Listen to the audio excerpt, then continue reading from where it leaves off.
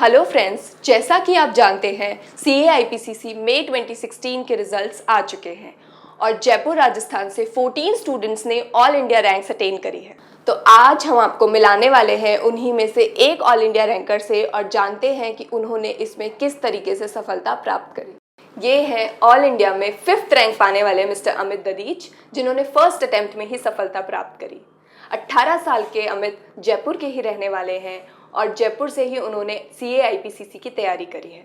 तो आइए जानते हैं उनकी सफलता की कहानी उन्हीं की जुबानी। कांग्रेचुलेशंस अमित। Thank you. आपका पहला रिएक्शन क्या था जब आपने ये न्यूज़ सुनी? मैम बहुत अच्छा लगा। मतलब शुरुआत जैसे ही रिज़ल्ट आया वैसे चिल्ला उठा मैं कि यार रिज़ल्ट आ गया यार 5 बन गया। सबसे पहले पापा को फ़ोन किया, मम्मी को फ़ोन किया और उनके रिएक्शन देख के उनको रोना आ गया। तो वो देख के बहुत अच्छा लगा। ऐसा लगा कि कुछ किया है लाइफ में, तो अच्छा लगा। क्योंकि CA IPCC का रिजल्ट ही 4 to 8% रहता है, तो इसको क्लियर करना ही बहुत बड़ी बात मानी जाती है। आपने तो ऑल इंडिया रैंक हासिल करी है, तो आपके रोल मॉडल, इंस्पिरेशन कौन थे और आप इसका श्रेय किसको देना चाहते हैं? मेरे इंस्पिरेशन सर मेरे पापा हैं मैम। मेरे पापा हैं, मेरी मॉम है। वो लोग जैसे मैं अगर सुबह 5 बजे उठ रहा था तो मेरी मॉम मेरे को उठाने के लिए 4:30 बजे उठ रही थी।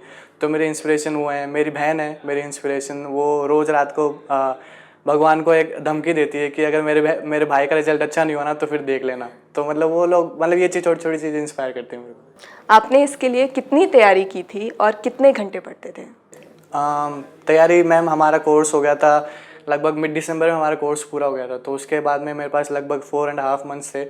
तो उन 4.5 मंथ्स में शुरू में 6 आवर्स, 7 आवर्स, 8 आवर्स, फिर उसके बाद में धीरे धीरे बढ़ता गया वो चीज़ और 10 आवर्स, 12 आवर्स तक गया वो पूरा।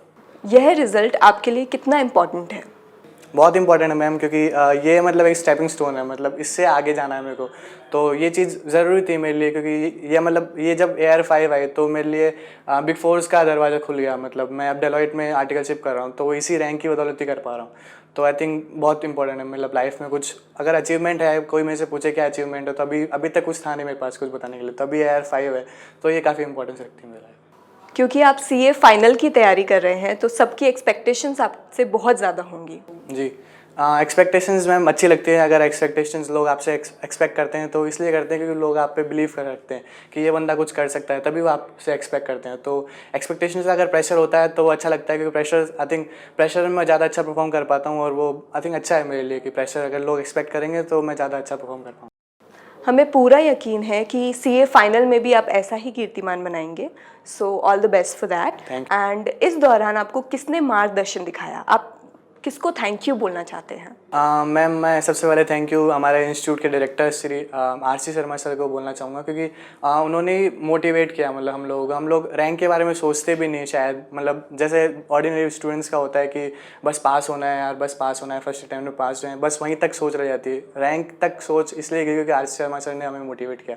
बाकी कई सब्जेक्ट्स में वीक था तो उन सभी टीचर्स ने काफ़ी मुझे एक्स्ट्रा टाइम दिया। अकाउंट्स, लॉ, इन सब में वीक था तो काफ़ी एक्स्ट्रा टाइम मिला, तो उन सबको भी थैंक्स बोलना चाहूँगा। और इन सबसे ऊपर मैं अपने पेरेंट्स को थैंक्स बोलना चाहूँगा कि उन्होंने गाइडेंस दी उन्होंने भी। क्या आप हमारे दर्शकों को बताएंगे कि आपकी क्या स्ट्रैटेजी रही? आपने कहाँ से और कैसे तैयारी करी? जी, सबसे पहले तो मैंने विद्यासागर इंस्टीट्यूट से तैयारी की। मैंने विद्यासागर इंस्टीट्यूट के बारे में सुना कि वहाँ से एक अर्ली बर्ड बैच शुरू हो रहा है, जो कि CPT के 6 दिन बाद से ही शुरू हो रहा था। तो उससे मेरे को ये फ़ायदा मिलेगा कि मेरा कोर्स 5 महीने पहले, 4-4.5 महीने पहले पूरा हो जाएगा और उससे मेरे को रिवीजन के लिए ज़्यादा टाइम मिलेगा। तो मैंने सबसे पहले वो ज्वाइन किया। फिर हमारा कोर्स मिड दिसंबर में पूरा हो गया। लगभग 4 महीने मिले हमारे को। और उसके बीच में भी ऐसा नहीं कि हमारा कोर्स ख़त्म हो गया तो कि बस ख़त्म हो गया। उसके बाद भी हमारा मॉक टेस्ट जारी रहे, जो कि रेगुलर इंटरवल्स हमारे मॉक टेस्ट होते रहते थे। तो उससे हर सब्जेक्ट को हम टाइम दे पाते थे। कि ऐसे नहीं कि हमने वो सब्जेक्ट पहले पढ़ चुका तो उसको बस भूल गए। वो रेगुलर इंटरवल्स पे एग्जाम्स टेस्ट होते रहते थे, मॉक टेस्ट, तो उन पर ध्यान रहता था। और उन 4.5 महीने में पहले जैसे ऐसे था कि किसी एक सब्जेक्ट को 10 दिन दिए, तो अगली बार जब दे रहे हैं तो 6 दिन दिए, फिर अगली बार 4 दिन, क्योंकि हमें जो IPCC एग्ज़ाम देते हैं तो बीच में केवल 1 दिन का गैप मिलता है। तो उसके लिए तैयारी करने के हिसाब से टाइम कम करते गए और इस हिसाब से हमने स्ट्रेटजी से एग्ज़ाम क्लियर कर लिया। आपने VSI इंस्टीट्यूट को ही क्यों चुना? मैम पहला रीज़न है कि मैंने CPT यहीं से की थी। तो एक पता रहता है कि यार कि जैसे इंस्टीट्यूट है यहाँ पे VSI में, तो पूरा सब कुछ प्लान रहेगा, सब कुछ क्लियर कट स्ट्रेटजी रहेगी कि ऐसे ऐसे आपके मॉक टेस्ट वगैरह होंगे, ऐसे ऐसे सब कुछ होगा। दूसरा reason, ma'am all India ranks आ चुकी थी पहले, AR1 AR2, तनु गर्ग AR1 रह चुकी पहले, हमारे जो सीनियर हैं वो रह चुकी। तो एक वो रहता है कि अगर ये इंस्टीट्यूट पहले भी ARs दे चुका तो हमें भी AR बना सकता है, तो ये एक रीज़न था। तीसरा, mock test, ma'am RC sir ने हमारे को पूरी प्लानिंग बता दी थी कि ऐसे ऐसे आपके मॉक टेस्ट होंगे। हमारे को 6 महीने पहले ही पता था कि हमारे 6 महीने बाद में ये मॉक टेस्ट होगा, तो वो एक रीज़न था कि मैंने ये ज्वाइन किया। क्या ऐसी एक चीज़ है जो स्टूडेंट्स को एग्ज़ाम में ध्यान रखनी चाहिए? हम एक नहीं, दो चीज़ें हैं। पहली चीज़, काम रहना चाहिए। स्टूडेंट्स बहुत जल्दी पैनिक कर जाते हैं कि नहीं हो पा रहा है यार, नहीं हो पा रहा। मतलब जो बच्चे 2 ग्रुप दे सकते हैं, वो लोग एक ही ग्रुप दे के रह जाते हैं, उनको लगता है कि यार नहीं हो पा रहा। दूसरा, स्टडी मटेरियल और जो प्रैक्टिस मैनुअल जो इंस्टीट्यूट पब्लिश करता है, आई थिंक उन पे ज़्यादा ध्यान देना चाहिए। रेफरेंस की बुक्स रेफरेंस तक ही रहनी चाहिए, उन पे ज़्यादा मतलब फोकस नहीं रहना चाहिए। फोकस PM और SM पे रहना चाहिए। वो 2 चीज़ें मैं बताना चाहूँगा बस। आप अपने जूनियर्स को जो IPCC की तैयारी कर रहे हैं उनको क्या बताना चाहेंगे? मैम यही कहना चाहूँगा कि सही गाइडेंस में रहें और उन लोगों से ना बात करें जो लोग फेल हो रहे हैं यार। मतलब वो लोग आपको क्या गाइड करेंगे, मतलब वो लोग खुद ही फेल हो रहे हैं तो वो आपको गाइड थोड़ी करेंगे।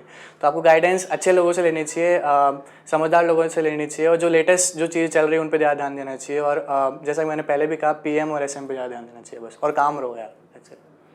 Thank you.